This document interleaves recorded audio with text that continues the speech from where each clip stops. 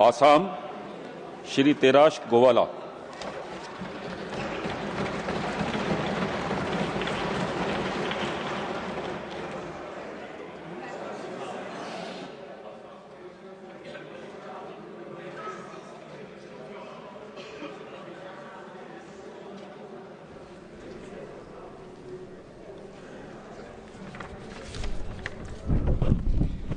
মই শ্ৰী তেৰছ গোৱালা ৰাজ্যসভাৰ সদস্য নিৰ্বাচিত হোৱাত ঈশ্বৰৰ নামত শপত কওঁ যে বিধিৰ দ্বাৰা স্থাপনা কৰা ভাৰতৰ সংবিধানৰ প্ৰতি মই প্ৰকৃত বিশ্বাস আৰু নিষ্ঠা পোষণ কৰিম।